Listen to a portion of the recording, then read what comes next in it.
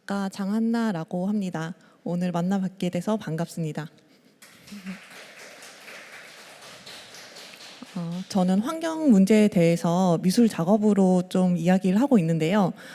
이런 일을 한다고 하면은 사람들이 어떻게 환경 문제에 관심을 가지게 되었는지 궁금해 하시는 분들이 있어요.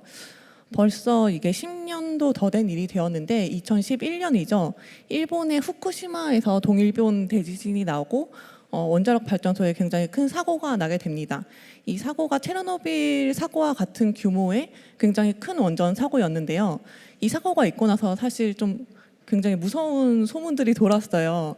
그러니까 뭐 더 이상 해산물을 절대 먹어서는 안 되고 뭐 비도 맞으면 안 된다 이런 얘기가 돌았는데 사고가 있고 한 2주 정도 후에 제가 그때 대학을 다니고 있었는데 학교 교양 수업이 끝나고 이렇게 나와서 전공 실기실에 가려고 했는데 비가 내리고 있는 거예요. 근데 제가 원래 비 맞는 거 좋아하고 그랬는데 그 비를 맞는 것에 공포스럽게 느껴지게 됩니다. 그러면서 환경 문제가 내 일상에 문제를 만들 수 있구나, 내 일상을 변화시킬 수 있는 거구나를 그때 딱 피부로 느끼게 돼요. 그 이후에 뭐 원전과 관련된 것도 좀 공부를 해보고 환경과 관련된 좀 크고 작은 프로젝트들을 진행을 하게 되는데요. 이거는 재개발 지역에서 했던 프로젝트고요. 저기 있는 건물이 곧 무너질 건물이었어요. 아주 커다란 사실 쓰레기가 나오는 건데 재개발 지역 인근에 있는 것들을 모아서 전시를 하고 작가님들과 같이 프로젝트를 했었고, 그리고 재개발 지역에 있는 식물들이 다 사라지는 거니까 거기 버려진 화분들에다가 식물들을 옮겨 심어서 분양을 하는 그런 프로젝트였고, 그리고 이거는 조금 이따가 뵙게 될 정다운 대표님과 같이 했던 프로젝트인데 원자력 발전소에 대해서 다시 한번 생각을 해봤으면 좋겠다고 생각을 하면서 이 진실양초라는 굿즈를 만들었던 프로젝트입니다.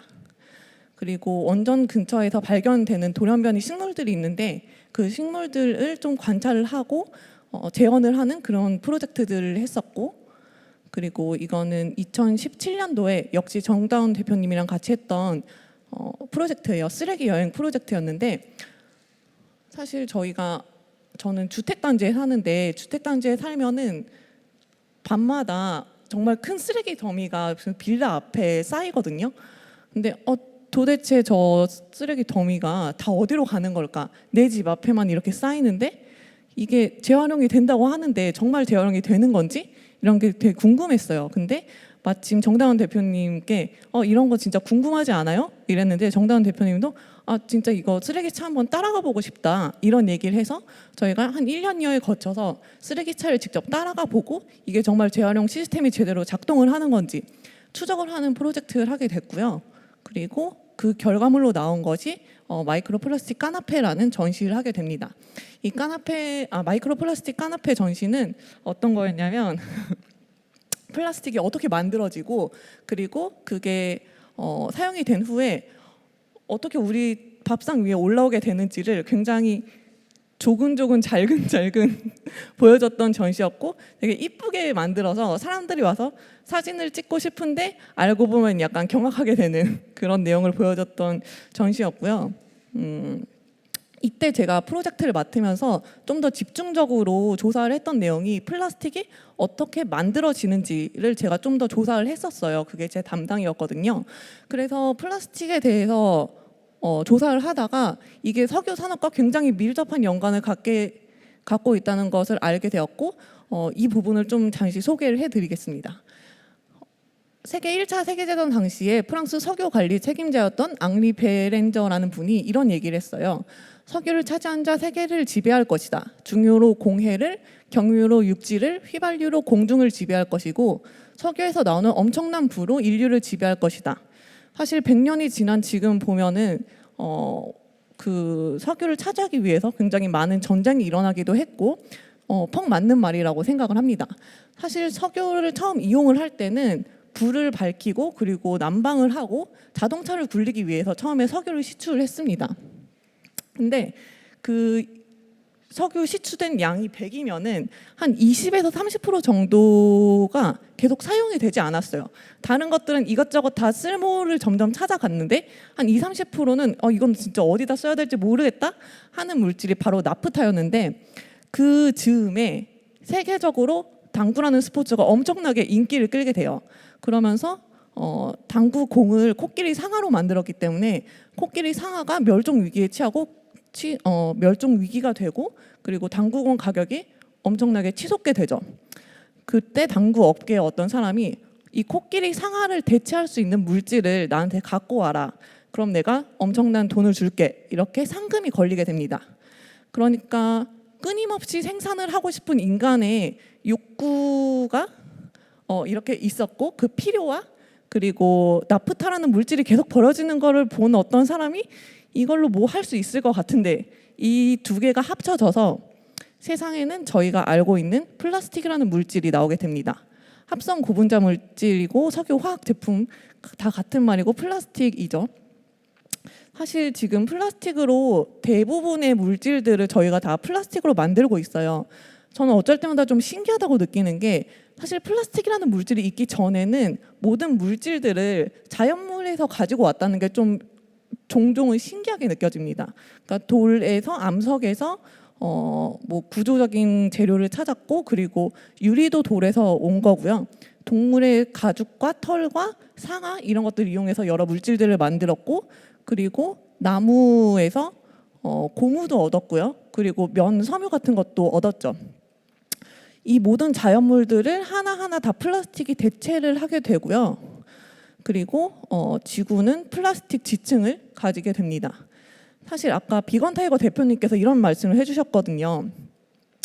동물들을 보호하기 위해서 이제 대체되는 물질들이 사실 플라스틱으로 다 만들어지고 있는데, 이렇게 생각을 하실 수도 있을 것 같아요. 아, 그러면은 어떻게 해야 되는 걸까?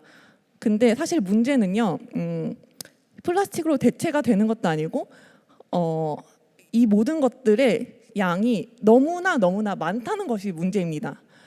사실 플라스틱도 아주 조금만, 정말로 꼭 필요한 것만 생산이 된다고 하면 그게 그렇게 큰 문제가 되지 않고, 제가 지금 수집하는 유락이라는 것도 발견이 되지 않을 거예요. 근데 정말로 조금이라도 그 버려지는 나프타 한 방울 조금이라도 이걸 이용해서 수익을 얻고자 하는 기업이 있어서, 그것 때문에 더 부유해지고자 하는 그 욕망, 그리고 정말 조금이라도 더 편해지고 싶은 그 욕망이 우리들을 플라스틱을 사용을 하게 만드는 거고요. 그리고 그런 욕망이 서린 플라스틱이 지층을 이루면서 지구에 쌓여가죠. 이렇게 인간이 지층을 바꾸게 된 것을 인류세라고 하는데, 저는 제가 수집하는 이 플라스틱 돌, 뉴락이 인류세의 상징이 아닐까 이런 생각을 하고, 플라스틱 지층에 튀어나온 작은 파편이라고 생각을 하면서 수집을 하고 있습니다. 제가 처음 뉴락을 발견한 것도 2017년에 아까 말씀드린 쓰레기 여행을 하는 그 해에 제주도에 가서 이렇게 바닷가를 걷다가 정말 돌처럼 변한 플라스틱들이 신기하다고 생각을 해서 그걸 수집을 처음 하게 되었고, 조금씩 보여드리자면 이게 갑자기 안 넘어가네요. 네. 이렇게 물리적인 풍화작용을 겪어서 돌처럼 변한 것도 있고요. 그리고 이거는 보시면은 섬유예요. 천이 폴리 계열의 섬유가 이렇게 돌처럼 변하고 있는 것도 있고, 그리고 비닐봉지가 뉴락이 되는 거를 지금 볼 수가 있죠. 그리고 이거는 인천 바닷가에서 발견을 한 건데, 이렇게 조금만 보였어요, 처음에 봤을 때는. 근데 이거를 파보니까 한 이 정도 덩어리가 이렇게 있었습니다. 이거는 플라스틱이 정말로 돌과 하나가 된 그런 걸 보실 수가 있고, 이런 거는 과학계에서 파이로플라스틱이라고 부르면서 연구를 하고 있는 플라스틱 자갈 같은 거고요. 이런 거는 저기 보면 천연석 돌이 같이 섞여 있는데, 이런 건 플라스틱 글로머리트라고 이야기를 하면서 과학계에서 또 연구가 되고 있습니다.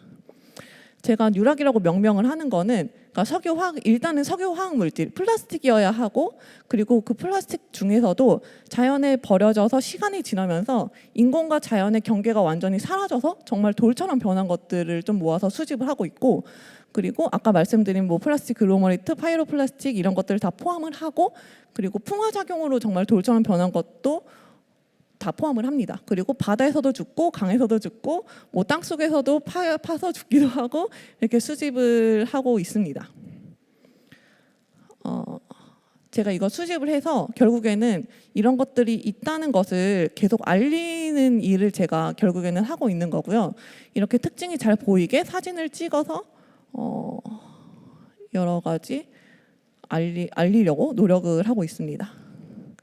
제가 생각을 했을 때는 사실 사람들이 이게 좀 아름다워 보여야지 한 번이라도 더 보지 않을까? 그런 생각을 해요. 한 번이라도 더 봐야지 조금이라도 더 고민을 한 번이라도 더 하지 않을까? 그 고민이 어쩌면 어떤 실천으로 이어지지 않을까라는 생각을 하면서 좀 이걸 매력적으로 보이게 계속 작업을 하고 있습니다. 이거는 플라스틱 끈이 뉴락이 되는 과정이 되게 잘 보여서 제가 좀 좋아하는 뉴락인데요. 저 보이는 노란색 저 박스가 확대를 해서 찍은 거가 오른쪽이고 이 오른쪽 하단 아래에 있는 저 선이 머리카락 크기 정도 될 거고 저쪽이 머리카락보다 훨씬 얇아요. 저거를 이렇게 약간 비비기만 해도 사실은 다 흩어질 것 같은 느낌인데 저런 것이 이제 미세 플라스틱이 되는 거죠.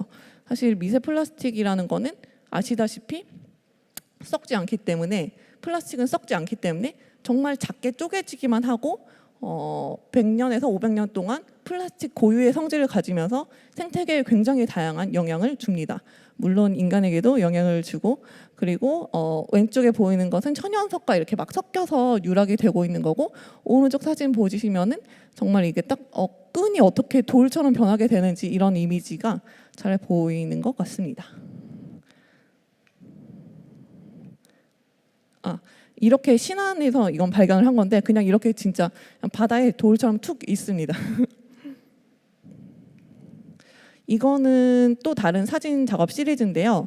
어떤 걸로 보이실지 모르겠는데 이것도 이렇게 작동이 조금 안 되네요. 이것도 같은 시리즈고 같은 걸 촬영을 한 겁니다. 요거를 촬영을 한 건데 이게 플라스틱 통이에요. 검정색 플라스틱 통인데 검정색 플라스틱 통의 일부를 확대를 해봤더니 아까 그런 풍경 같은 이미지를 보실 수가 있는 거죠. 이런 걸 플라스틱 스피어라고 부르고 플라스틱이 생태계의 공간이 되었다고 생각을 하시면 됩니다. 그러니까 플라스틱이 다 하나하나가 자연에 돌아가서 하나의 행성처럼 역할을 하고 있는 거죠. 이거는 제 손 주먹만한 부표를 이제 촬영을 한 거고요. 플라스틱 생태계가 된 거죠. 이건 하얀색 플라스틱 통의 손잡이 부분을 촬영을 한 이미지입니다. 이건 스티로폼에 굉장히 다양한 생물들이 옹기종기 모여서 사는 그런 모습이고요. 이거 뉴락을 제가 보여주는 방법으로 이렇게 표본을 만들어서 보여주는 방법도 택하고 있습니다. 이거는 이정석 교수님과 같이 만들었던 전시고 귀빈실에서 문화역 서울의 귀빈실에서 뉴락을 전시를 했던 모습이고요. 이건 부산 현대미술관에서 전시를 한 건데 이때는 이 가로가 지금 15m가 넘는 길이고 높이가 4m예요. 500개가 넘게 넘는 뉴락을 전시를 했는데 이거 좀 사람들이 보고 좀 이렇게 헉헉 했으면 좋겠어서 이렇게 규모를 좀 크게 전시를 하기도 합니다. 발견 지역과 그리고 발견 시기, 크기와 무게를 같이 이렇게 적는데 이거는 이 드로잉만 2m가 넘어졌어요. 이번 지금 온드림에서도 전시를 하고 있는데요. 제가 발견 시기랑 발견 지역을 꼭 같이 적으려고 하는 이유는 어떤 분들은 이걸 제가 이렇게 사포질 해가지고 만든 줄 아세요. 이거 정말로 발견한 거 맞냐? 근데 제가 이 발견한 이것이 어쩌면 있을지도 모른다는 뭐 추측도 아니고 언젠가 생길지도 모른다는 예측도 아니고 진짜 지금 지구에 정말로 있는 거다라는 걸 더 명확하게 보여주기 위해서 발견 지역과 발견 시기를 같이 적으려고 하고 있습니다. 이거는 여러 가지 또 다른 모습들을 보실 수 있게 지금 설치가 되어 있는 모습이고요. 사람들이 저는 사실 이렇게 찍어서 SNS에 많이 올려주셨으면 좋겠어요. 그래서 항상 좀 더 이뻐 보이게 연출을 하고 그러려고 노력을 합니다. 한 분이라도 더 이런 게 있다는 걸 알리게 된다면 더 많은 사람들에게 닿지 않을까 이런 생각을 하면서 이거는 정다운 대표님께서 운영하시는 보틀팩토리라는 공간에서 했던 전시인데 공간 특성상 여기서는 사람들이 다 만져서 들어볼 수 있게 전시를 했어서 저는 되게 좋았고요. 그리고 이렇게 정보를 팩트로 때리는 전시를 하기도 하는데 어떻게 플라스틱이 끊임없이 만들어질 수밖에 없는 시스템을 가지고 있는지를 또 조근조근 설명을 해서 알려주기도 하고 1년에 우리나라에서 플라스틱이 얼마나 많은 종류가 생산이 되는지도 이때 같이 보여줬습니다. 사실 우리나라는 플라스틱 생산 5위, 세계 5위 국가거든요. 엄청나게 많은 플라스틱을 지구에 이제 뿌리고 있는 나라죠. SNS를 통해서 앞에서 보여드린 이런 사진이나 이런 것들을 계속 공유를 하면서 알리려고 시도를 하고 있고, 이 전시를 통해서는 이거는 이제 수조 안에다가 뉴락을 넣어서 설치를 했었는데, 또 전시를 통해서는 또 다른 방법으로 이렇게 이런 일이 일어나고 있다는 것을 효과적으로 보여주려고 합니다. 영상 작업을 통해서도 뉴락이 만든 새로운 생태계들을 보여주려고 이런 영상 작업을 하기도 했고요. 저는 사실 이 뉴락 프로젝트를 진행을 하면서 가장 많이 느끼게 되는 게 어떤 거냐면, 정말 자연이 가진 힘이 어마어마하다는 것을 계속 느끼게 됩니다. 이거는 제가 아까 보여드렸던 그 수조 안에다가 설치 작업을 하려고 이 스티로폼으로 된 뉴락을 넣었는데, 한 2, 3주가 지나니까 여기에 식물이 싹을 내리기 시작을 한 거예요. 저는 아무것도 안 하고 조명만 쳤는데 물과 조명이 만나니까 글쎄 식물이 싹을 내리고 그리고 심지어는 깔따구나 막 벼룩 같은 것이 막 생겨가지고 저는 아무것도 한 게 없는데 정말로 새로운 생태계가 그 안에 생기게 되더라고요. 이건 물이끼가 이렇게 3개월 만에 정말 너무 많은 물이끼가 생겨서 와, 이건 진짜 새로운 생태계가 생기고 자연은 이 플라스틱을 그렇게 거부하지 않는구나, 사실 이런 생각도 했고, 이게 또 굉장히 흥미롭기도 했습니다. 이걸 현장에서도 느낄 수 있는데, 이제 사실은 개미나 아니면 다른 생물들이 플라스틱을 아무렇지도 않게 제 집을 그 안에다가 자기 집을 만들어서 이렇게 살아가거든요. 정말로 자연과 인공이 사실은 너무나 편안하게 섞이고 있는 것을 제가 현장에서 볼 수가 있고, 그리고 이렇게 식물들이 정말 뉴락을 위해서 자라고 있는 것을 보기도 합니다. 아까 말씀드린 것처럼 이 프로젝트를 진행을 하면서 저는 자연의 위대함을 정말 느끼고는 하는데, 이 기사를 보시면은 또 비슷한 생각을 했어요. 이 기사를 보면서 영어죠. 번역을 해놨는데, 이 기사가 어떤 내용이냐면 호주의 어떤 지역에서 납 오염이 굉장히 심한 지역이 있었는데, 어떤 참새가 단 50대 만에 그 납 오염에 적응을 해서 그 유전자 변이가 생겨서 단 50대 만에 납 오염에 적응을 했다. 환경 오염은 불행한 일이지만 생각보다 짧은 시간 동안 진화가 일어날 수 있음을 보여주는 결과라 할 수 있다. 이런 기사였어요. 저는 이 기사를 보면서 굉장히 다양한 생각이 들었는데, 일단은 안도를 하게 됐던 것은 인간이 만든 여러 가지 환경적 변화로 정말 많은 생물들이 죽어왔고 또 앞으로 죽어갈 것이지만, 자연의 힘이 정말 대단하기 때문에 어떤 생명들은 잘 살아가겠구나, 이런 생각을 했고요. 또 한편으로는 인간이 가진 종의 특수성 때문에 인간들은 좀 곤란하게 됐다는 생각을 하게 됐습니다. 그게 무슨 말이냐면, 사실 인간은 80세까지 정도까지 살잖아요. 그리고 거의 20살 정도 되어야지 다음 세대를 낳을 수가 있습니다. 그러니까 인간이 정말 빨리 잘 적응을 해서 단 50세대 만에 유전자 변이를 잘 만들어가지고 어떤 환경 변화에 적응을 한다고 해도 1000년이라는 시간이 걸리는 거예요. 그런데 사실 사람들이 만들어 놓은 변화가 정말로 많고 너무 급속도로 이루어지고 있기 때문에 우리가 1000년이라는 시간을 버틸 수 있을까? 이런 생각을 좀 했었고, 그리고 마찬가지로 인간의 수명이 너무 길기 때문에 요즘 미세 플라스틱과 관련된 여러 가지 논문들이 연구 결과들이 쏟아져 나오고 있는데, 예전에는 추측만 했어요. 플라스틱이 인간과 생물과 이런 DNA에 굉장히 해로운 영향을 줄 것이다라는 것을 추측만 했는데, 요즘은 암에 직접적인 영향을 주고 있다. 아이도 플라스틱에 노출이 됐을 때 암에 걸릴 확률이 엄청 커진다.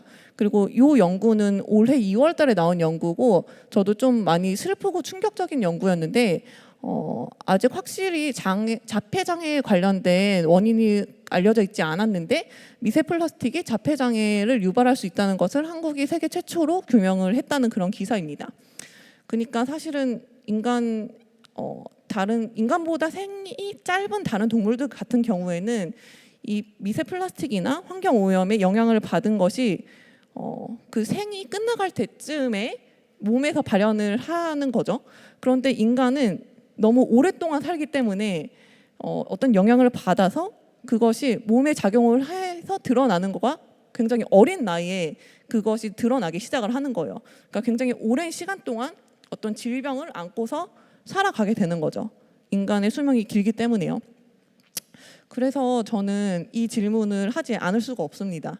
자연은 정말 관대하게 이 우리가 만든 환경의 변화 그리고 기후 변화를 어쩌면은 그냥 아무렇지도 않게 받아들이고 있는 걸 수도 있어요. 근데 과연 우리 인간은 우리가 만든 이 빠른 변화를 감당할 수가 있을지, 우리가 환경 오염을 막고 기후 변화를 고민을 해야 한다면 그거는 정말로 누구를 위한 것일지 질문을 하지 않을 수가 없습니다. 감사합니다.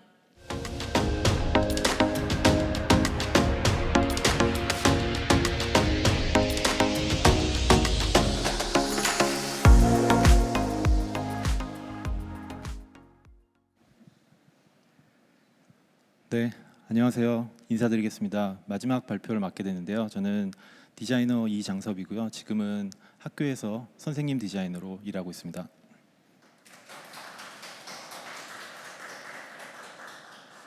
오늘 제가 여러분들이랑 나눌 얘기는 순환 디자인에 대한 이야기인데요. 이 순환 디자인이라고 하는 거는 사실 새로운 어떤 디자인의 정의라고 할 수는 없을 것 같습니다. 환경과 관련된 여러 디자인들이 이미 있었고 이미 우리가 잘 알고 있는 친환경 디자인, 에코 디자인, 재활용, 업사이클 이런 것들이 다 환경의 영향을 줄이고자 하는 디자인들의 어떤 영역이라고 할 수 있는데요. 저희는 이러한 어떤 변화에서 가장 넓은 범위에서 이러한 그 환경 영향을 얘기할 수 있는 디자인이 어떻게 부를 수 있을까에 대한 고민을 했고요.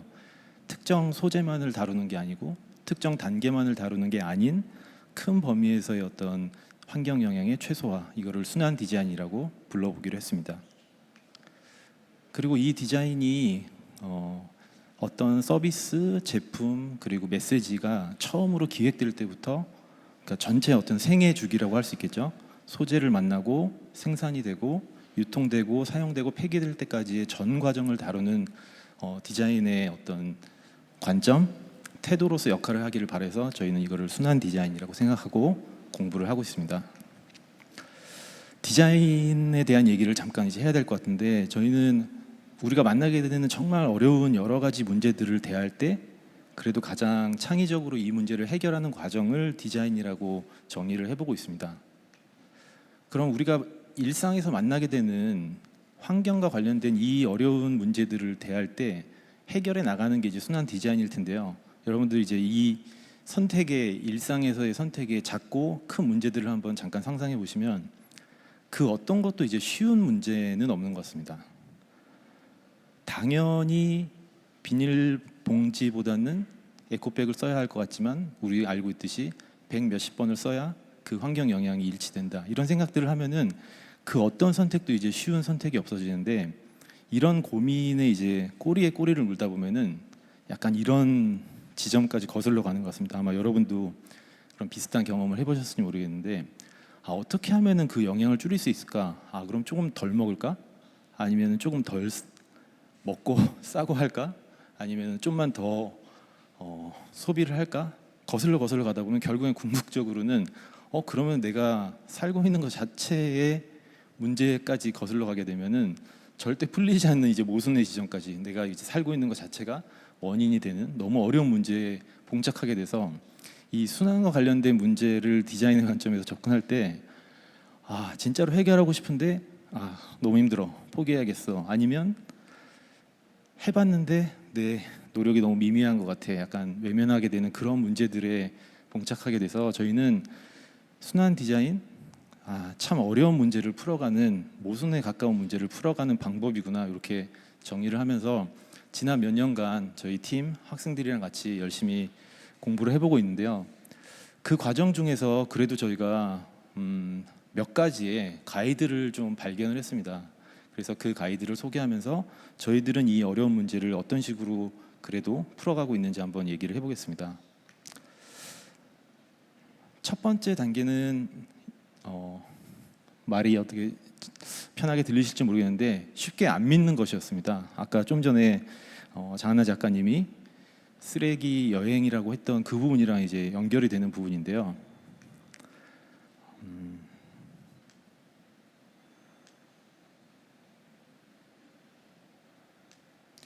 네. 디자인을 시작하는 단계에서 우리가 너무나 많은 믿고 싶은 정보들이 너무 많다고 생각이 됩니다. 이것만 여러분들이 반영하면은 친환경 디자인이 됩니다.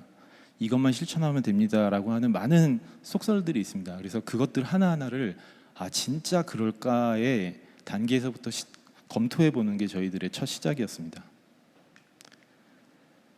가정에서 벌어지는 쓰레기가 내가 정말로 열심히 분리수거를 하면은 재활용률을 높이는 것인가에 대한 답은 실제 분리수거장에서 찾고자 했고, 우리가 투명 페트병을 열심히 분리해서 고품질 자원을 만들자라고 했을 때 이슈가 됐었던 과연 뚜껑은 닫아서 버리는 게 맞냐, 떼서 버려야 맞냐는 이 작은 부분 하나도 놓치고 싶지 않아서 정말 그 현장에 많이 다가섰던 것 같습니다. 또 다른 우리가 정말로 전 세계에서 가장 높은 재활용률을 갖고 있다고 하는 종이가 그렇게 재활용이 잘 되면 왜 외국에서 폐지를 수집하지? 라고 하는 의문의 해답을 찾기 위해서 또 공장으로 달려갔던 기억들이 있습니다. 저희들이 이런 과정들을 가장 첫 시작에 놓는 거는 진짜 진실에 한번 가까이 가보고자 하는 노력이었던 것 같고요. 그 기록들을 또 다른 디자이너들 아니면 또 다른 사회 구성원들이랑 공유하려고 쉬운 언어로, 그리고 우리 스스로를 위해서도 데이터하고 있는 작업들이 이제 첫 시작입니다. 그 다음 단계는 어떻게 보면은 좀 그냥 용감하고 무모한 시도들인데요. 어떻게 보면은 가장 지금으로선 경험적으로는 그래도 효과적인, 어려운 문제 해결책으로는 효과적이라고 생각을 해보고 있습니다. 정말로 빠르게 행동에 옮겨서 한번 그 많은 문제들에 대면을 해보는 건데요. 전 과정을 자꾸 얘기하게 되는데 말 그대로 소재에서부터 생산 유통 과정에 아주 많은 저희들한테는 질문거리도 있습니다. 그 질문거리에 답을 찾는 과정이 정말로 한번 그 국면에 대해서 한번 직접 해보는 것이었습니다. 지금 보이는 이 작업이 저희는 패키지 해부학이라고 해서 재밌게 이름을 붙여서 처음에 이제 프로젝트를 시작할 때 소재에 대한 어떤 태도, 최대한 분해를 합니다. 칼로 비닐 코팅 하나까지도 낱낱이 분해를 하면은 각 소재의 그 중에 하나의 예시인데, 우리가 그냥 추측했던 어떤 패키지의 각종 소재들이 낱낱이 해부가 되는데, 이 과정 하나만을 통해서도 어떤 소재가 어떻게 사용되고 있고 만약에 구조를 바꿔서 줄이려면 어떻게 할 수 있을지에 대한 많은 과정 중에 소재와 구조에 대한 아이디어를 얻게 되는 게 저희들은 좋은 학습 효과가 있다고 생각을 했고요.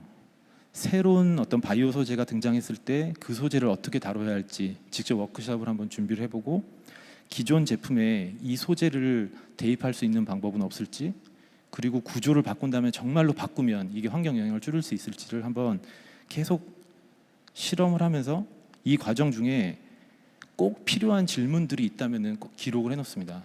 환경 영향을 줄이기 위해서 이 질문을 2단계에서 하면은 정말로 효과가 있는 거야? 라고 생각이 드는 것들에 대한 기록인데요. 그동안에 많은 질문들을 했고 그 답들을 찾아가고 있습니다. 곤충이라고 하는 이제 새로운 재료가 환경 영향을 줄일 수 있어? 그러면 그걸로 제품을 만들면 사람들이 먹을 수 있어? 라고 해서 계속 관련된 질문들을 해보기도 하고, 플라스틱은 정말로 종이로 다 대체가 돼야 돼? 플라스틱을 여러 번 쓰는 게 더 환경에 좋은 게 아니야? 라는 계속 질문이 나올 때마다 그 답을 찾아가는 과정이었고, 생산과 소비의 과정에서만 우리가 집중할 게 아니라 만약에 지금의 소비와 폐기를 하는 소비자들의 입장에서 발생하는 많은 고민거리들이 있잖아요. 정말 플라스틱을 다시 한번 쓰기 위해서 이런 뚜껑을 모아서 뭔가를 만들어 보는 거 한번 같이 해보고, 플로깅을 직접 해보면서 만약에 그걸 위한 특화된 가방이 있을지, 그리고 마이크로 시위를 한다면 마이크로 시위에 어떤 디자인이 필요할지 등등을 한번 쭉 따라가 보는 과정들입니다. 그런 과정들을 몇 년간 이제 열심히 해보면서 전 과정에 이러한 질문만큼은 꼭 한번 던져보면은 이 프로세스에 도움이 되겠다라고 하는 질문들을 이렇게 체크리스트로 만들기 시작했고요. 지금까지는 꼭 필요한 16개의 단계 그리고 44개의 질문을 가지고 한번 가이드를 만들어 보는 시도를 하고 있습니다.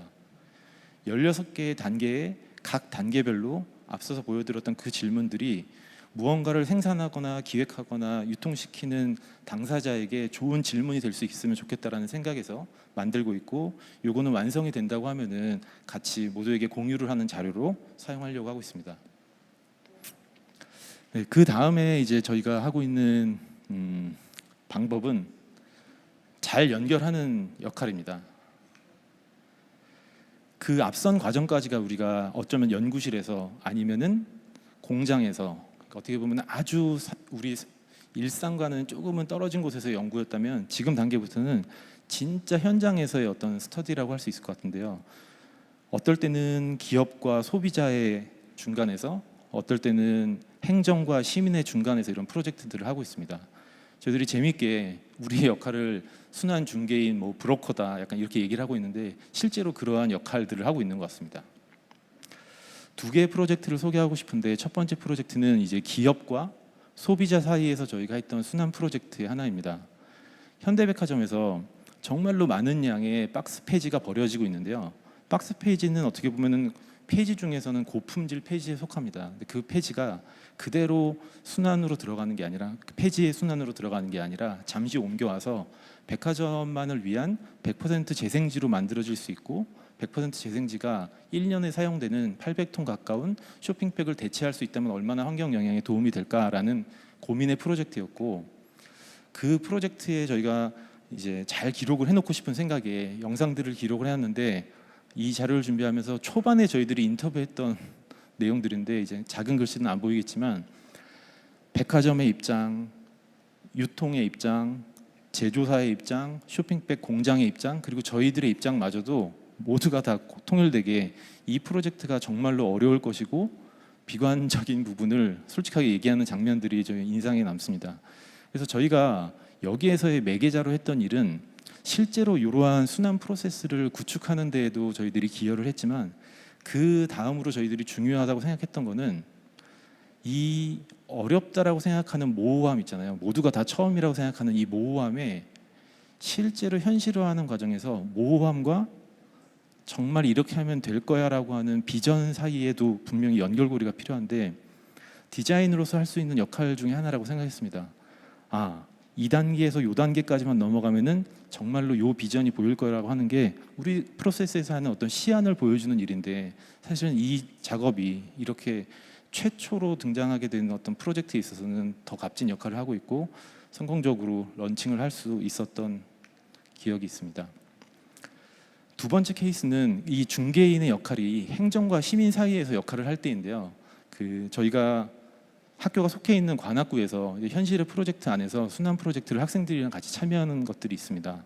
마찬가지로 이제 그 중개인, 브로커의 역할을 하고 있는데, 이 프로젝트는 관악구가 작년에 3개동에서 어떻게 하면은 고품질 투명 페트병을 모을 수 있을까에 대한 고민을 하시다가 3개동에서 이제 시범 사업을 시작했습니다. 저희도 순환 디자이너 역할로 참여를 했고, 당연히 보시다시피 가장 먼저 했던 거는 그 현장에 정말 깊숙이 이제 딱 박히는 겁니다. 자원봉사자의 역할을 해보고 시민의 역할을 해보고 그 모든 역할을 해보면서 실제로 이 프로세스에서는 이 정도의 어떤 보완이 있으면 개선이 될 텐데라고 하는 아이디어를 계속 얻고, 이러한 현장 중심형 프로세스에서 좋았던 것은 어떤 아이디어가 나왔을 때 이게 진짜로 가능할까 안 할까에 대한 부분을 바로 다음 주 아니면 다다음 주에 바로 그 현장에서 다시 대입을 해보는 겁니다. 그렇게 해서 가능한 것들을 추리고 안 되는 것들은 빼고 해서 한 학기 동안 과정들을 계속 반복을 했습니다. 운 좋게 관악구의 프로세스랑 저희들이 잘 맞았던 케이스였고요. 그 결과 중에 많은 어떤 성과들이 있었지만, 지금 보여드리는 순환의 과정을 간단하게 하나의 그림으로 만든 것입니다. 근데 이게 어떤 역할을 할 수 있냐면, 많은 갈등의 요인들이 생깁니다. 시민들이 와서 내가 이렇게 모아온 것을 전달할 때, 그리고 자원봉사자들이 그걸 받을 때 왜 이렇게까지 씻어야 되냐, 도대체 왜 이렇게 까다롭게 구냐라고 하는 것을 자원봉사자분들은 또 설명을 하고, 이건 어떻게 되면 어떻게 하고 하는 것들을 한 장의 그림으로 왜 깨끗이 씻어와서 이렇게 분리를 하면은 이러한 프로세스로 가고 이것들이 바로 재활용 공장에서 이렇게 분해가 되고 그게 원사로 만들어진다를 그림 한 장으로 설명을 할 수 있다면은 그 많은 사이에서 갈등과 효율이 올라갈 거라고 생각하고 공들여서 좋은 작업으로 만들었던 기억이 있고요. 그 이후에 더 큰 연결을 위해서 이때 어떤 노하우들을 한 권의 책으로 만들어서 이 다음번에 누군가가 똑같은 일을 할 때 어떻게 수월하게 할 수 있을까에 대한 가이드북을 만들었습니다. 그리고 정말로 운도 좋고 저희들도 자원봉사자분도 시민분도 열심히 한 그 보람으로 이제 금년부터는 관악구의 전동에서 실시를 하게 되었습니다. 네 번째 이제 가이드가 저희들한테는 어떻게 보면 이 일반적 디자인 프로세스랑 순환 디자인 프로세스의 큰 차이를 두고 있는 이제 그 파트라고 생각을 하는데요. 아름다움을 바꾸기라고 이제 명명을 해봤습니다. 이 순환 디자인 프로세스에서 결과로 만들어지는 것들은 어떨 때는 정말 저품질의 소재일 경우도 있고요. 어떤 경우에는 정말 낯선 신소재들이 발견될 때가 있습니다. 그러면은 그때 만나게 되는 이 소재들 아니면은 메시지들 어떨 때는 그 질감들이 새로운 미감으로 보여지게 하는 게 저희들한테는 중요한 역할이었습니다. 예시를 하나 보여드리겠습니다. 앞선 그 백화점의 재생지 프로젝트의 실제 사례인데요. 이 거칠게 보이는 이 종이가 100% 재생지입니다. 여러분들이 마분지보다도 훨씬 저품질, 박스에서도 실제로 사용이 되기가 꺼려서 박스 사이에다 껴놓는 그 갱지 수준의 종이인데요. 이 종이가 결국에는 소비자랑 만나게 되는 가장 겉면에 고급스러운 쇼핑백으로 탈바꿈을 해야 되는데 어떻게 이 새로운 미감을 만들어낼까에 대한 연구 과정이 필요했습니다. 색도 적게 써야 되고 인쇄도 적게 해야 되고 후가공도 적게 하면서 새로운 미감을 만들어내는 과정들에 사실은 많은 에너지를 쏟았고 저희들이 순환 프로젝트를 하면서 만나게 되는 모습은 이러한 가능성을 만들기 위해서 저희들은 너무나 많은 에너지와 생체 에너지를 노력을 많이 하고 있는 것 같습니다. 그 결과로 만들어졌던 동일한 종이를 가지고 만든 최종 결과였습니다. 색과 패턴과 질감이 만나서 아까 만났던 그 거친 종이가 어떠한 느낌으로 변할 수 있는지, 그래서 새로운 미감을 만들 수 있을지에 대한 시도였습니다. 또 다른 사례인데요. 어떤 소재들로 보이시는지 모르겠는데 이 소재들은 저희들이 아카이빙하고 있는 환경 영향을 최소화할 수 있는 친환경 소재들을 아카이빙하고 있습니다. 기존에 없었던 저 오른쪽 위에 있는 업사이클 플라스틱이라고 하는 것들은 이 페이지에서 보이는 티끌 같은 플라스틱을 가지고 다시 업사이클을 했기 때문에 만들어지는 고유한 패턴이 생깁니다. 저렇게 마치 추상 미술과 같은. 그리고 그걸 가공했을 때 만들어지는 이 입체물은 기존의 어떤 산업 디자인에서 시도하지 않았던 위감을 만들어냅니다. 이런 것처럼 순환 디자인의 과정에서 얻어지는 새로운 미감들을 잘 찾아내서 소비자들이 이건 정말 착한 소비니까 우리가 이걸 사야 돼의 관점이 아니라 정말로 새로운 제품인 것 같은데 이거는 착한 소비를 넘어서는 어떤 독특한 미감이 있는 데처럼 생각을 바꿔가는 과정이라고 생각을 하고 집중을 해보고 있습니다.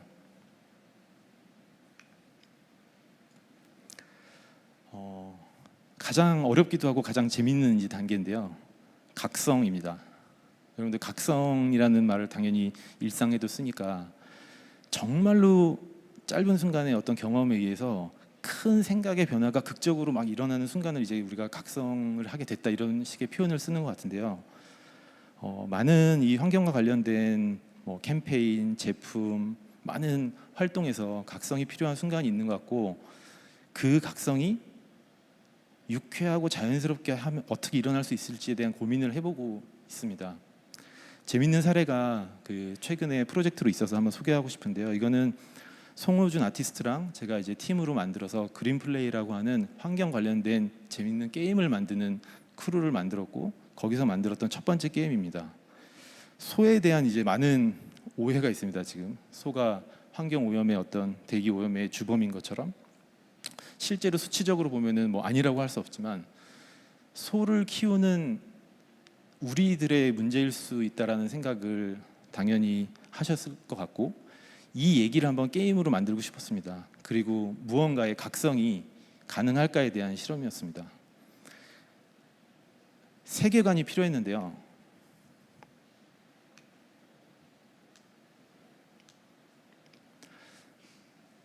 이제 게임의 세계관입니다. 비현실적이죠.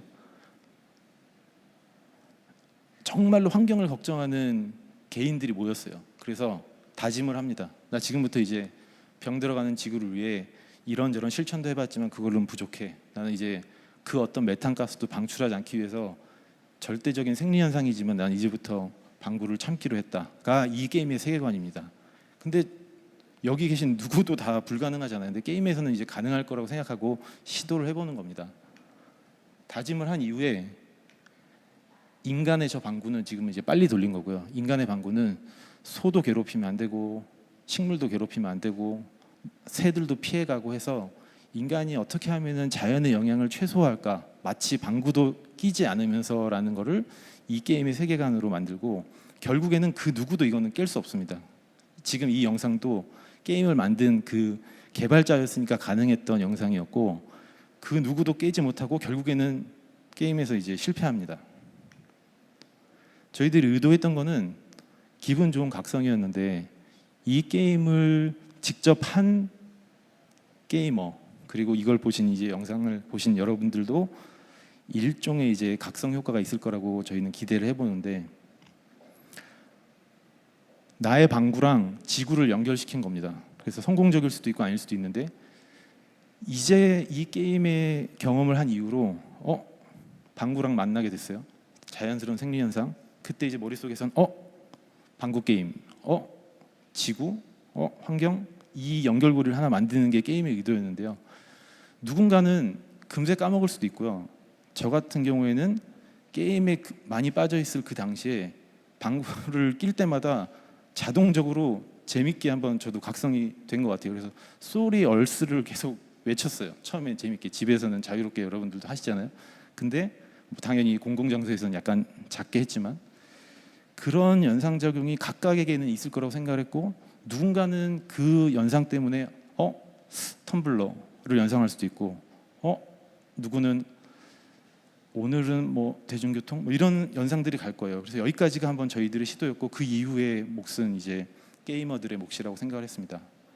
이제 마무리할 시간이 거의 다 되어 가는데, 지금 방구로 이 세션을 마무리하기는 조금 그럴 것 같아서 멋진 분을 모셔왔습니다.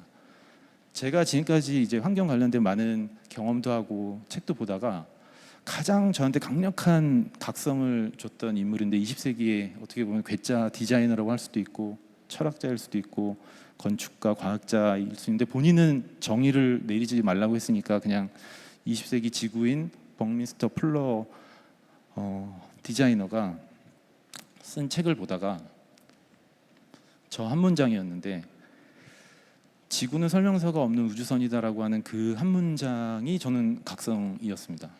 어떻게 보면은 뭐지라고 할 수도 있는데, 지구의 우리를 우주선을 타고 있는 다 승선에 있는 개인이라고 생각하는 게 그 어떤 연대나 커뮤니티를 얘기하는 것보다도 강력하다고 생각했고, 위트 있다고 생각했고, 더 강력한 각성은 설명서가 없다는 얘기였어요. 우주선처럼 고도의 기술의 집약체는 설명서가 있어야, 매뉴얼이 있어야 위기 상황을 대처할 텐데, 설명서가 없는 우주선이다라고 지구를 설명한 거 그 한 문장이 우리가 왜 함께 고민해야 되는지에 대한 얘기를 그 어떤 것보다 강력하게 해준 것 같습니다. 해피엔딩으로 넘어가야 될 이 마지막 시점인데 사실은 좀 그러지 못하는 것 같습니다. 이게 현실의 상황인데요.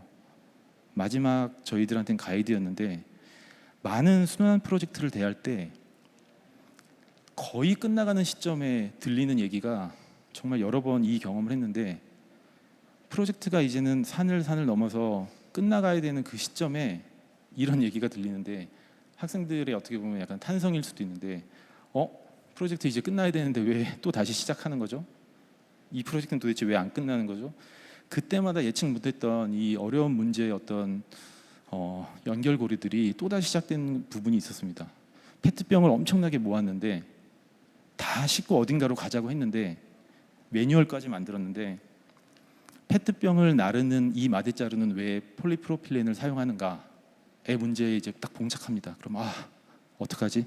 다시 한번 고민해보자.처럼 문제가 다 해결됐다고 생각하는 그 순간에 또 다른 문제로 시작되는 이게 어떻게 보면은 순환 디자인의 숙명이 아닌가라고 생각을 하다가 한 학생이 저한테 그런 얘기를 했는데 아무래도 이거 전공 이름을 잘못 지으신 것 같다. 순환 디자인이라고 지으니까 프로젝트가 끝이 안 난다.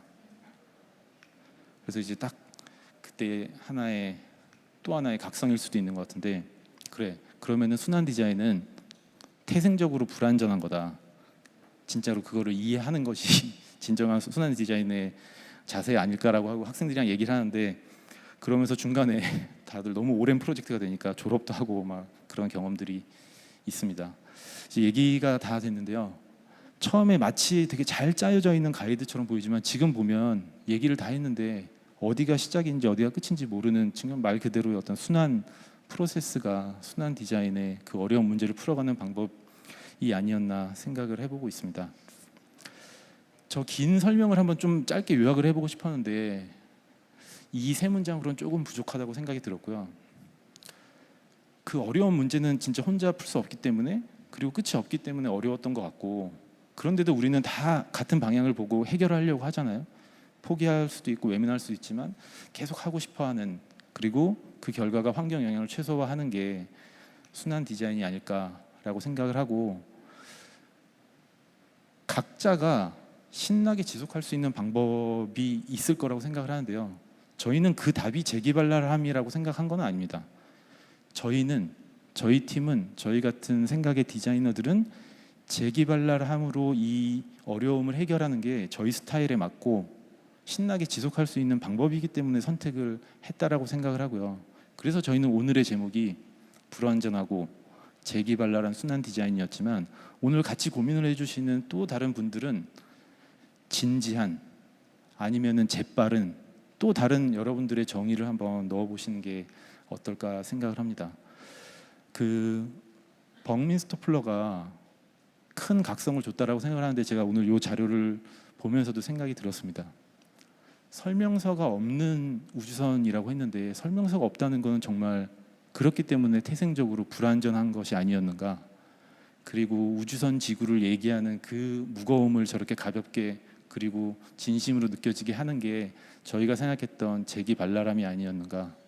그러한 태도로 순환 디자인을 한번 접근해 보겠다. 그게 저희들의 지금까지 어떤 고민의 결과고 오늘 이 자리는 또 다른 다짐의 자리였던 것 같습니다. 감사합니다.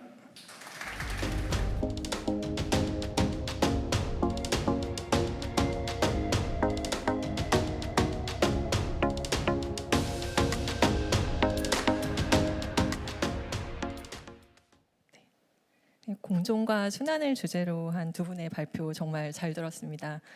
좀 더 듣고 싶은 이야기들 나눠보려고 하는데요. 먼저 제 소개부터 드리겠습니다. 저는 지속가능한 일상 가이드 플랫폼 보트팩토리를 운영하고 있는 정다운입니다. 일회용 컵 없는 카페가 가능할까라는 질문을 시작으로 제로웨이스트 공간을 운영하고 있고요. 또 지역에서 장터라던가 페스티벌과 같은 다양한 방식으로 지속 가능한 일상을 제안을 하고 있습니다. 오늘 여기 계신 이장석 교수님, 장하나 작가님과는 이제 좀 오래 전부터 사실 알고 있는 사이인데요. 한 2년 전쯤에 이제 아까도 말씀해 주셨는데 저희 카페 공간에서 이제 유락 전시를 소개하기도 했었고 그때 이장섭 교수님께서 카페 오셨다가 전시를 보시고 또 이제 큐레이터로서 다른 공간에서 전시를 기획하시기도 했었어요. 그래서 이제 그런 연결점도 있고 제가 평소에 정말 좋아하는 작업을 하시는 분들인데 오늘 동시에 이야기를 나누게 돼서 무척 반갑고 뜻깊게 생각을 하고 있습니다. 먼저 대화의 시작을 그 두 분의 공통점으로 이야기를 해보고 싶었어요. 장르라던가 이제 결과물은 다르지만 어떤 공통점이 있다고 생각을 했는데요. 아까 이제 이장석 교수님께서 발표해 주시면서 외면하고 싶은 문제라고 말씀을 해주셨는데 그런 외면하고 싶은 문제를 계속 또 되게 집중해서 들여다보는 사람들이 아닐까라는 생각이 들었습니다.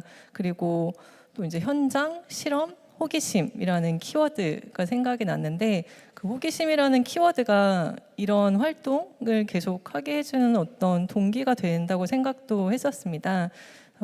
제가 좀 뽑은 키워드인데 어떻게 생각하시는지 네, 좀 들어보고 싶습니다. 우선 네, 장하나 작가님부터. 네.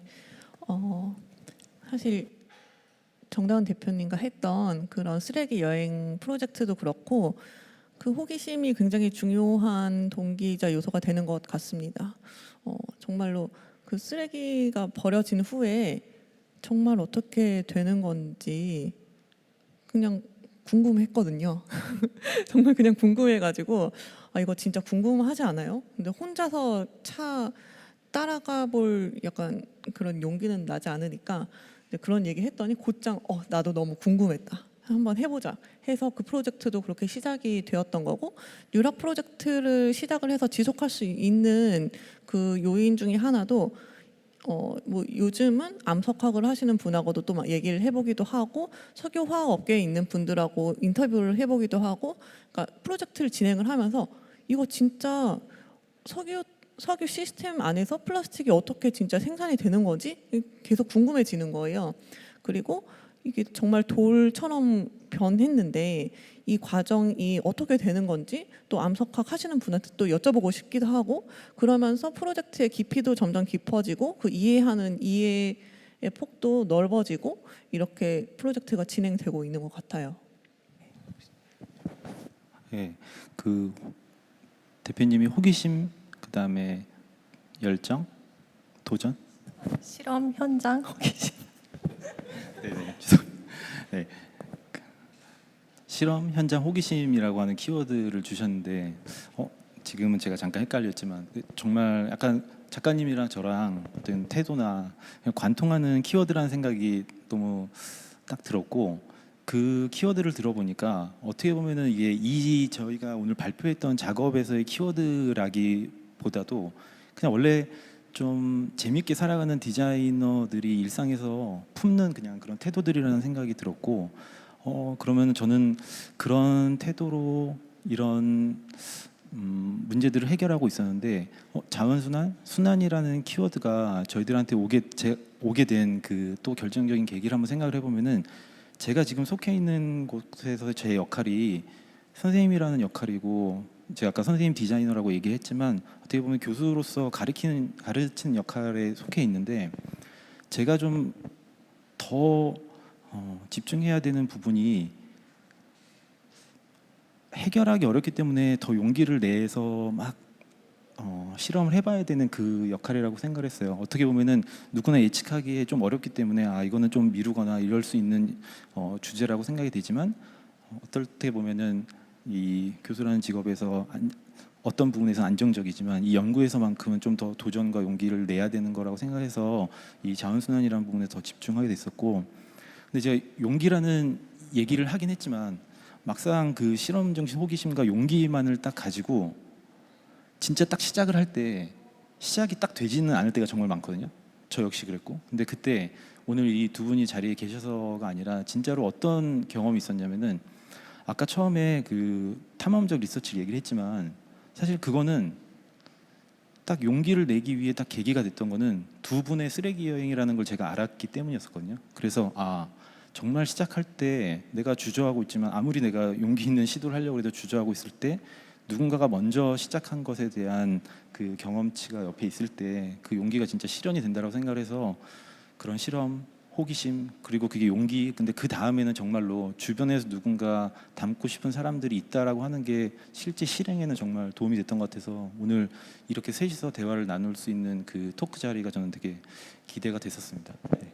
감사합니다. 근데 우연찮게 두 분 다 또 이야기 해주시면서 용기라는 말을 해주셨어요. 그 한나 작가님도 그런 궁금증이 있었는데 선뜻 용기가 나지 않았는데 그래도 같이 할 사람이 있어서 하게 됐다라고 하셨고 이장석 교수님도 이제 그 용기라는 말씀을 해주시면서 누군가가 먼저 했던 사례라던가 뭐 함께했던 사람 이런 이야기를 해주셨는데 결국 네, 제가 이제 말했던 뭐 호기심 이런 것도 중요하고 네, 실행하는 데 있어서는 그런 용기라던가 이제 정말 더 다른 함께할 사람이라던가 그런 것도 필요하구나라는 생각이 들었습니다.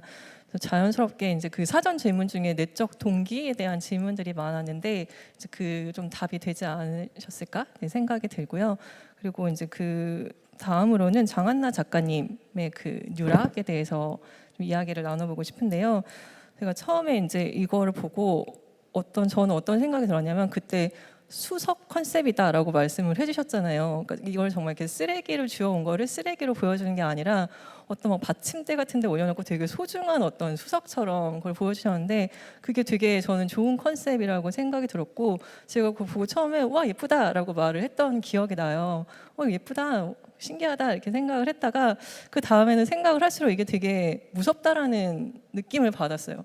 이렇게까지 자연물처럼 보여진다는 거 그런 게 좀 무섭다라는 느낌이 들었는데 작가님은 그거를 바다에서 정말 이렇게 바닷가에서 보셨을 때 처음에 이제 어떤 느낌이셨는지 그리고 또 어떤 메시지로 사람들한테 전달되기를 바랬는지 들어보고 싶습니다.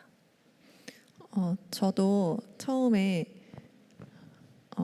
발견을 했을 때 그냥 너무 신기해가지고 그러니까 사실 맨 처음에 이걸 발견을 한 거는 제가 원전 근처에서 원전 관련 프로젝트를 하기 위해서 그 바다에 갔을 때였는데 그 원전 근처의 바다는 사람들이 잘 오지 못하기 때문에 쓰레기가 굉장히 방치가 되어 있었어요.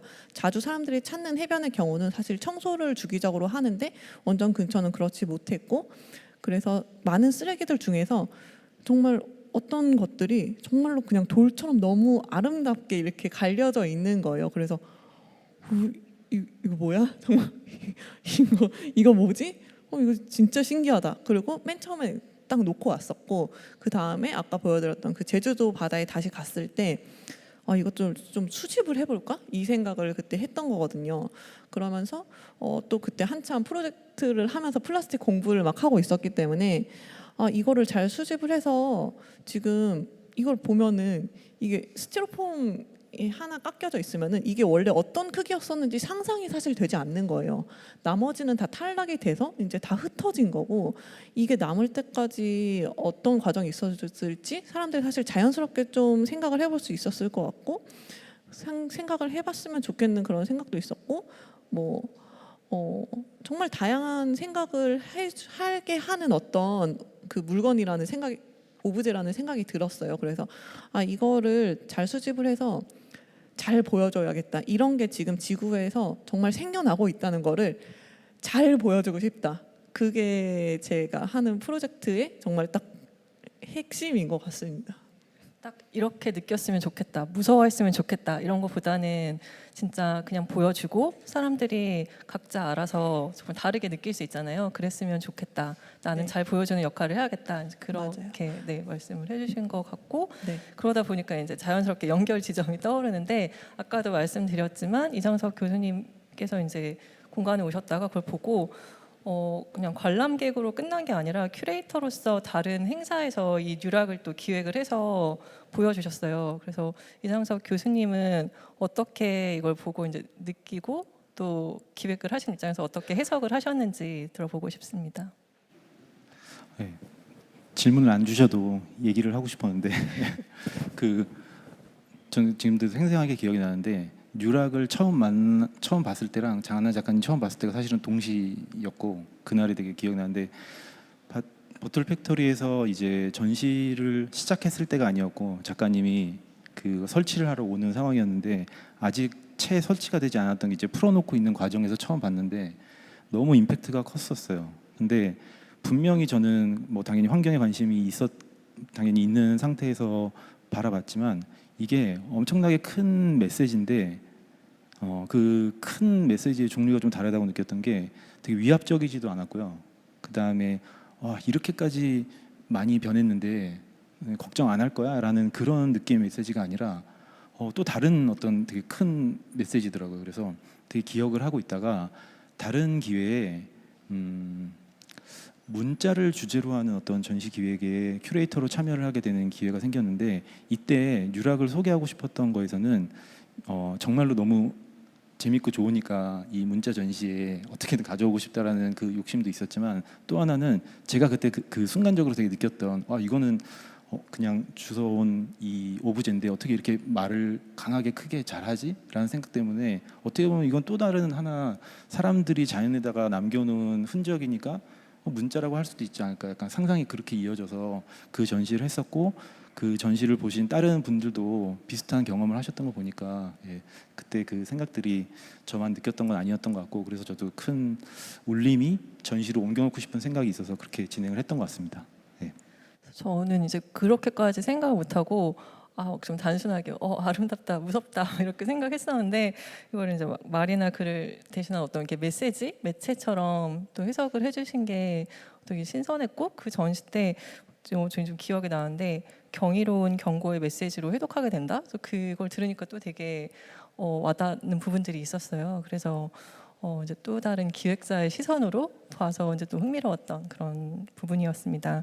이어서 이제 그 이상석 교수님 발표에 대해서 좀 여쭤보고 싶은데요. 진짜 정말 우선은 너무 인상 깊게 잘 들었습니다. 불완전하고 재기발랄한 순환 디자인에 대해서 잘 들었습니다.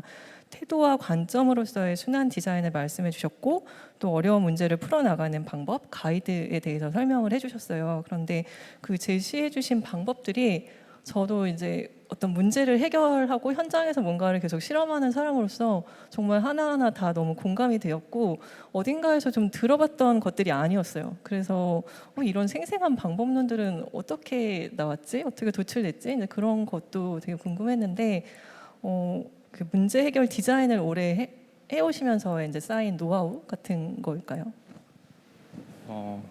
아까 그 디자인을 그냥 순환 디자인이 아닌 디자인을 얘기할 때도 어떤 문제 해결의 과정이라고 생각을 한다고 했으니까, 어떻게 보면 긴 시간을 문제 해결의 어떤 전문가처럼 지내왔던 것 같아요. 그러니까 분명히 그러한 어떤 경험적인 노하우가 순환 디자인에서도 좋은 작용을 하긴 했을 것 같은데, 실제로 이러한 프로젝트를 진행할 때 그 방법론이 떠오르지가 않거든요. 왜냐면은 너무 다들 잘 아시겠지만 해당 당면 과제가 너무 긴박하고 너무 어렵고 어떻게 해야 될지 모르겠고 하니까 그때그때 막 몰입하게 되지, 이거는 방법론 1을 적용할 때야, 2를 적용해야 될 때가 진짜 안 되는데, 경험적으로 어느 정도는 이제 있을 수 있는 게, 아까 그 첫 번째, 두 번째 설명한 거는 사실은 저희가 말을 좀 재밌게 바꿔서 그렇지 아주 능동적이고 현장 중심적인 그냥 리서치의 방법을 여기다 적용한 것 같고요. 그런데 오늘 이렇게 발표를 위해서 정리를 하다 보니까 아름다움의 기준을 바꿔보기, 그리고 정말 각성이 필요할 때는 각성을 디자인하기라고 하는 부분은 저희가 이렇게 어떤 모순적이고 어려운 문제인 순환 디자인을 해결하는 과정에서 그냥 발견된 하나의 방법들이었기 때문에, 이거는 그냥 경험적으로 습득한 또 새로운 어떻게 보면 가이드가 된 것 같고, 근데 아까도 말씀드렸지만 결코 완성되지 않은 이 굴레에 있기 때문에 계속 한번 가다듬어 볼 생각이고 계속 공유 드릴 생각입니다. 네.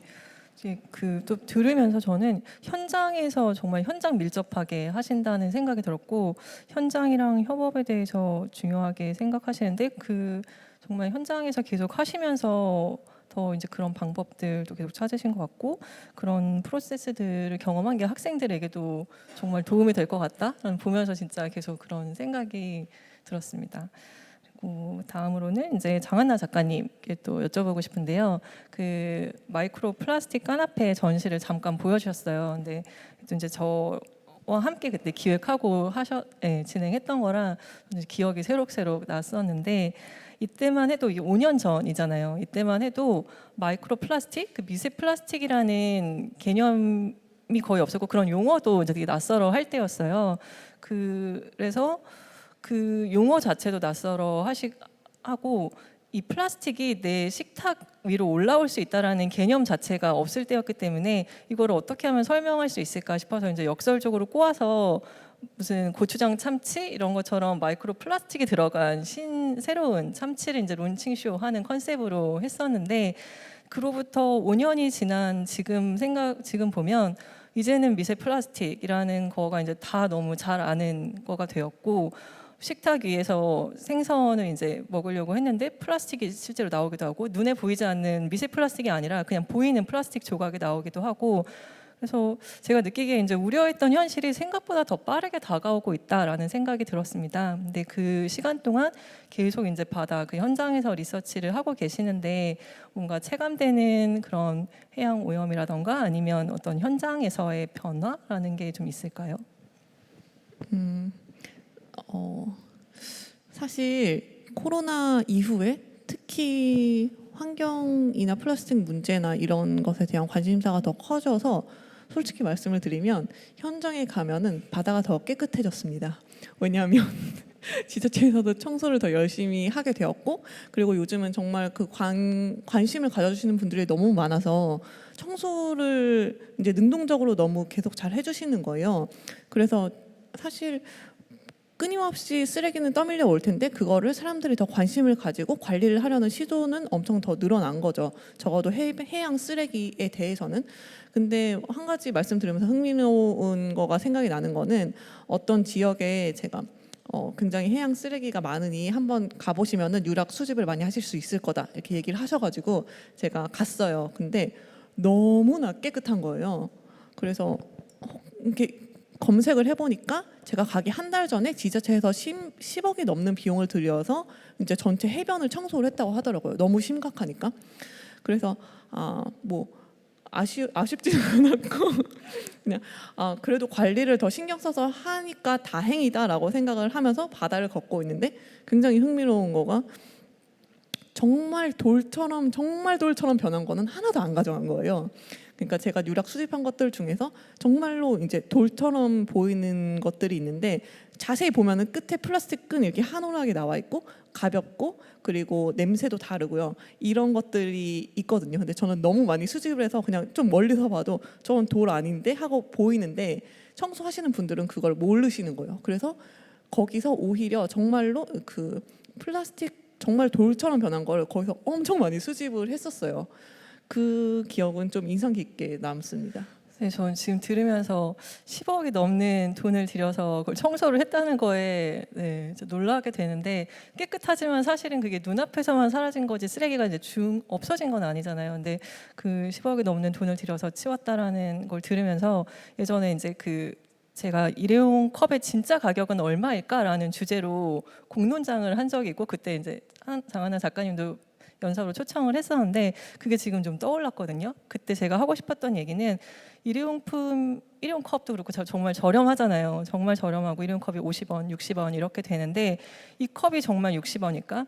정말 싸니까 비닐 정말 많이 쓴단 말이에요. 그런데 그 이후에 버려진 이후에 폐기 처리며 이게 정말 사실 그거보다 더 문제는 사라지지 않는 거고 그런 사회적 비용들은 어떻게 해야 되지? 이 가격에 그 사회적 비용들이 포함되어야 하지 않을까라는 생각을 했었는데 들으니까 정말 실제적으로 그게 좀 체감이 됐어요. 그 비닐, 그 쓰레기들을 치우기 위해 10억이 넘는 돈이 쓰이고 있는 거고 개인적으로는 그래서 일회용품이 좀 비싸지면 좋겠다. 네, 그런 생각을 지금 들으면서 하게 됐습니다.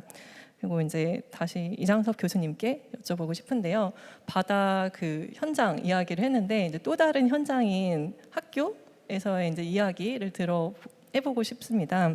저는 아까 그 들으면서 계속 수업 듣고 싶다, 학생들 너무 부럽다 이런 생각을 했었는데 저는 사실 예전에 디자인을 배울 때 이런 이야기를 할 수 있는 기회라던가 배우지를 못했었어요. 그런데 제가 뭐 이런 일용품을 좀 줄이는 거라던가 이런 거를 하면서 정말 그게 너무 필요하다라는 생각이 드는 거예요. 보통의 이제 디자인이 소비할 때 정말 구입하는 단계에만 너무 집중이 되어 있어요. 어떻게 하면 이제 이걸 매력적으로 잘 사게 만들까. 근데 사실 정말 재료에서부터 폐기까지 어떻게 사라지게 할지를 이제 고민하는 게 굉장히 중요한데 이런 거를 정말 학교 다닐 때 디자인 배울 때 배워야 된다 그런 생각을 하고 있었는데 그런 전체 생애 주기 이런 걸 언급해 주시고 소재에서 폐기까지를 다뤄 주시는 게 이제 너무 좋았습니다.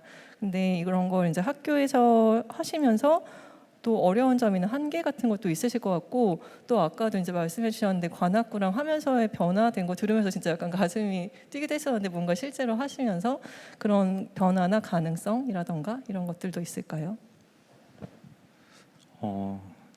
대표님 말씀해 주신 것처럼 그 순환 디자인이 어떤 뭐 그래픽, 제품 이런 식의 사실 디자인의 어떤 장르라기보다는 관점이나 태도잖아요. 그래서 어떠한 디자인 영역으로 나중에 진출을 하더라도 한 번쯤 제대로 한번 공부해봤으면 좋겠는 커리큘럼이다라는 생각이 전제였었고, 그래서 수업 안에 이런 과정들을 잘 포함시켜 놓고 그러한 역할들을 하고 있는 것 같아서 그 부분은 이제 희망적이고 좋은 부분이고요. 근데 이런 프로젝트는 아까 그 관악구 예시도 들었지만 가장 좋은 수업의 캠퍼스는 진짜 현장이라는 생각이 들거든요. 그래서 가까운 관악구에서 같이 협업을 하고 있는데 거기에서 생기는 진짜 문제를 사실 수업에서 가상으로 주기는 어렵고 거기서 발생되는 진짜 우여곡절을 수업에서 만들어낼 수는 없잖아요. 그렇기 때문에 그 이상의 캠퍼스가 없다고 생각해서 저희도 얻을 것이 있고 관악구에서도 저희의 좋은 디자인의 협업을 기대를 하시는데 처음에는 사실은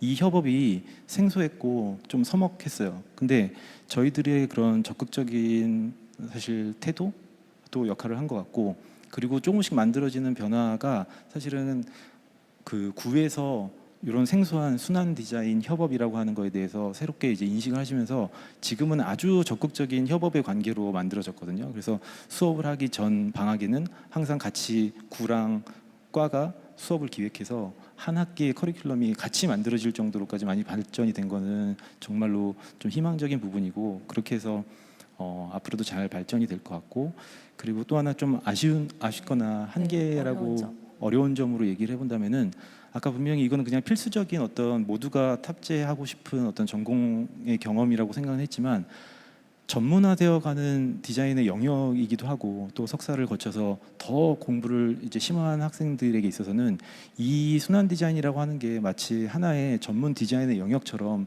전문가의 직업으로까지 선택될 수 있는 지점까지 가기를 바라는 마음도 있거든요. 그래서 이게 이 깊은 연구나 프로젝트들이 딱 석사 과정에서 끝나는 게 아니라 그 이후에도 계속 지속될 수 있게 되려면 그런 전문화된 직업으로까지 성장하면 좋겠다. 근데 그런 것들이 지금의 어떤 ESG의 흐름에 있어서는 기업들의 능동적인 변화랑 같이 아마 전문화된 영역으로 곧 뭐 자리 잡을 수 있지 않을까 그런 생각도 해봅니다.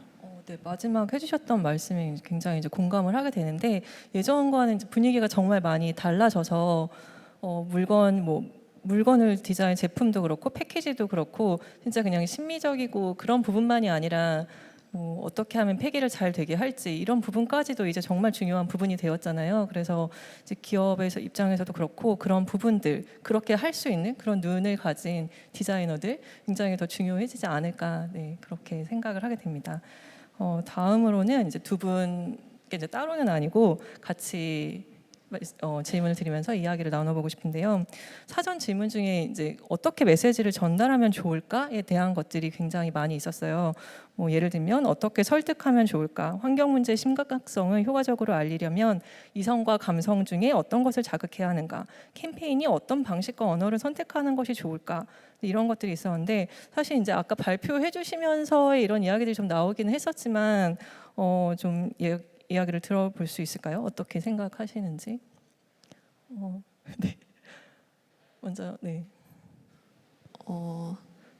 어떻게 메시지를 전달할 수 있을지는 정말 저도 이 질문 받고서 고민을 해 보았는데 사실 다 다른 것 같아요. 그러니까 환경 문제에 관심도가 높아지시면서 이제 이거를 나만 알고 있는 것이 뭔가 답답하다고 느끼시는 분들도 계시고 이거를 내가 얘기를 했는데 사람들이 바뀌지 또 않으니까 이걸 어떻게 해야지 효과적으로 이거를 얘기를 해서 이 얘기를 듣는 사람이 진짜 오늘부터 나도 실천 약간 이렇게 어떻게 하면 이렇게 될 수 있냐 이거를 막 궁금해 하시는 거죠. 근데 사실 그거가 저도 엄청나게 맨날 고민을 하는 부분이에요. 그래서 제가 작년에도 환경과 관련된 활동을 하시는 분 거의 10분 정도를 찾아뵀어요. 다운 대표님도 그때 인터뷰를 했었는데 그분들께 제가 여쭤봤어요. 어떻게 해야지 어떤 포인트에서 사람들이 정말로 바뀌는다고 느끼시냐, 어떻게 이 이야기를 전달하는 거가 좋다고 느끼시냐를 제가 그분들한테 다 여쭤봤었는데 사실 그때 들었던 대답들 중에서 일단은 이게 자기의 일이라고 사람이 느껴야 된다. 그래야지 변화가 시작되는 것 같다라고 좀 공통적으로 얘기를 해주셨어서 저는 물론 이게 인간만의 문제가 절대 아니잖아요. 전 동물과 전 생물과 이 지구의 문제이지만 좀 그거를 효과적으로 전달하기 위해서 인간이 지금 위험하다라는 얘기를 좀 더 계속 사실 강조를 하게 되거든요. 그렇게 강조를 해서 이야기를 하게도 되고, 그리고 또 아까 이장석 교수님께서 말씀을 해주셨지만 저는 너무 경고를 하거나 너무 위협을 주는 것 아니면은 그런 다른 방식을 택하시는 분들, 정보를 따다다닥 주는 것 이런 거는 사실 다른 곳에서도 많이 하고 있는 방식이라서 저는 약간 거기서 방법을 틀어서 그냥 지금 일어나고 있는 일을 담담하게 보여주는데 그것을 사람들이 한 번이라도 더 보고 한 번이라도 더 생각할 수 있게 좀 매력적으로 그 사실들을 계속 보여주려고 하는 방식을 이제 택하게 된 거고, 이거는 그냥 제가 계속 관심을 가지고 이렇게 저렇게 해보면서 그냥 터득을 한 저만의 방식이 또 된 것 같아요. 아까 발표의 마지막에 말씀을 해주신 것처럼 저는 그런 방식을 터득을 하게 된 거 아닌가 생각이 듭니다. 네, 뭐 저도 더 붙이고 싶은 이야기들도 있지만 우선은 이장석 교수님 이야기도 듣고 좀 더 그냥 그거에 대해서 이야기를 더 나눠보면 어떨까? 네, 생각. 예, 그 아까 앞선 발표에서도 사실 이 주제가 어떻게 보면은 그 재기발랄함이라고 하는 게 저희가 선택한 그 메시지의 태도이긴 한데, 이제 또 전문적으로 이제 그 메시지를 다루는 디자이너 입장에서 생각을 해보면은 이 환경에 대한 어떤 경각심과 위기감과 아니면 선택의 그 폭이 아주 다양한 것 같아요. 어떤 분들은 정말 절박해서 너무나 걱정이고 내 주변 사람들이 빨리 왜 안 바뀌나가 너무나 간절한 그 긴박한 지점에서부터, 아니면은 이제 우리는 이제 같이 우주선에 탄 거구나, 이제 생각을 해봐야겠다라고 인식을 하는 이 넓은 폭에서 이 끝과 끝의 간극이 어떨 때 보면은 상당히 넓다. 그래서 어떤 곳에서는 전달하는 메시지가 반대편에서는 좀 무섭고 약간은 너무 겁나게 들린다라고 느낄 수도 있고, 또 반대편에서는 이쪽의 메시지가 너무 가볍게만 다루는 거 아닌가라는 하는 이 간극이 분명히 계속 존재하는데 계속 갈 것 같아요. 그래서 저희들이 해야 되는 역할은 진짜 말 그대로 이 안에서의 매개자가 되려면 정말 그게 재기발랄해야 하는 건지 아니면 위트여야 되는 건지 아니면 정말 진지해야 되는 건지, 요 간극을 그때그때 맞게 선택하는 게 이제 저희들이 전문적으로 해볼 일이 아닌가, 그런 생각하고 있습니다. 네, 저의 경우에는 이제 저도 계속 이제 이런 걸 어떻게 전달할 수 있을까라고 고민을 하는데, 보트 팩토리나 이제 저의 갖고 있는 태도는 제안의 태도여서 뭐 이렇게 하세요라기보다는 항상 이렇게 해보는 건 어떨까요? 유어버트 위크라는 행사도 일주일만 해보면 어떨까요?라고 제안을 하고 있고, 또 이제 한 가지 조금 이제 좀 생각이 나서 이제 말씀을 드려보자면, 저희가 최우장이라는 정말 아무 패키지가 없는 장터를 기획을 해서 이제 했었는데, 그걸 처음에 기획을 했을 때 어떤 친구가 이거 되게 좋은데 사람들이 그걸 좋아할까? 요즘 정말 버튼만 클릭 한 번만 하면 다 배송이 오는데, 이제 그런 얘기를 했을 때 오히려 저는 그 질문을 듣고 그러면 어떻게 좋아하게 만들지? 라고 생각을 하니까 오히려 좀 하기가 쉽더라고요. 이 사람들 내가 어떻게 바꾸지? 하게 만들지? 라고 보다 어떻게 좋아하게 만들지? 라고 생각을 하니까 좀 제가 할 수 있는 아이디어들이 떠오르고 내가 그렇게 했을 때 좋았던 것들을 알려줘야겠다. 그래서 그 이후에 이제 최우장이 굉장히 잘 되기도 했고, 그런 기억들이 있습니다. 그래서 해주신 말씀들을 들어봤을 때 이제 이장석 교수님께서 해주신 것처럼 되게 여러 가지의 방법들이 있을 수 있다라고 말씀을 해주셨는데, 저는 정말 여러 가지의 방법들이 존재를 해야 된다라고 생각을 하는데, 그 중에서 나에게 맞는, 그리고 내가 타겟으로 하는 사람들이라던가 거기에 맞는 각자의 방법을 잘 찾아야 하지 않을까 생각을 합니다. 사실 이제 좀 더 질문들을 더 준비를 했었는데 얘기를 나누다 보니까 시간이 훌쩍 가서 그 어떻게 메시지를 전달하면 좋을까, 이제 이거에 대한 이야기로 마무리를 해야 할 것 같습니다. 앞에서 이제 발표를 들으면서, 그리고 오늘 이제 해주신 이야기를 들으면서 저는 시야를 확장하는 게 굉장히 중요하다라는 생각을 했습니다. 뭐 이렇게 계속 이제 해주시는 작업들도 그렇고 어떻게 보면은 보여지지 않는 부분들을 계속 꺼내서 보여주고 또 뭐 이제 그 전 과정이라는 것 자체가 정말 폐기되는 순간 물건이 버려진 이후에 대해서까지 고민을 하는 것들인데 그렇게 눈에 보이지 않는 부분들을 계속 고민을 하는 거. 그러니까 지금 매일 마시고 있는 이 커피 한 잔이 이게 정말 어디에서 어떻게 왔고 이걸 버리면 이 컵이 정말 재활용이 될까?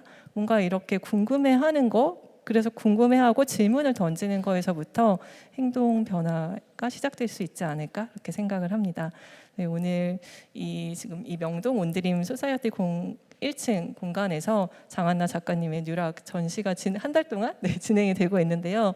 암석화된 플라스틱 전시 직접 오셔서 보시면 좋을 것 같습니다. 네, 이장섭 교수님, 장한나 작가님 감사드리고요. 온라인과 현장에서 함께해 주신 분들 감사드립니다.